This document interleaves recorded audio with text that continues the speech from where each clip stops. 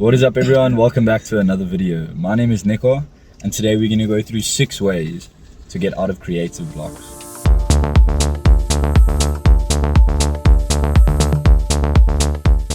My first way to get over any creative block is to simply just take a break and get away from technology.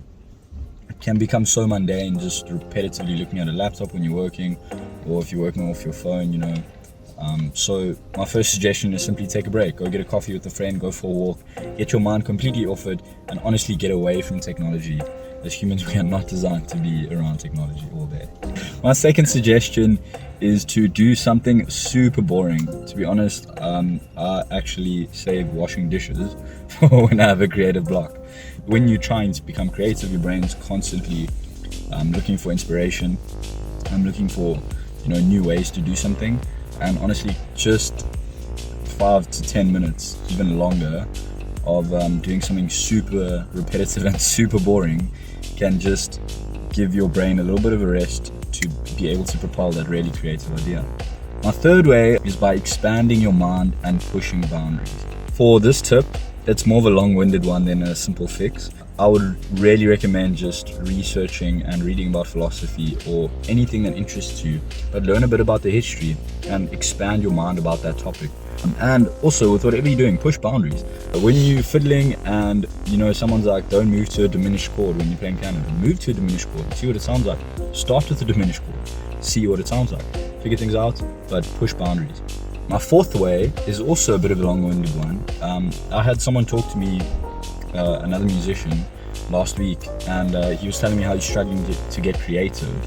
And later on in the night we were talking and he said he's been so busy with uni and all this stuff, and he hasn't been sleeping, he's been eating like trash, and that honestly is another big reason why your creativity is not at the top of its game. You need to get into a routine. It's not something that just comes. The way I see creativity is that it is exponential, meaning the more you get into that mode where you can become creative, the more likely you are every time you try. So get good sleep, eat well, treat your body right, be in the right mental space, get into a routine, try wake up the same time every morning. This stuff is gonna help your overall well-being, which in turn will help your mind and your creativity. Number 5, this is a quick fix for those impatient people out there, is simply change your scenery wherever you're working. If you always work at this one desk, and then you get into a bit of a rut and you can't break through any creative barrier, take it outside, take it to the kitchen, take it to your friend's house.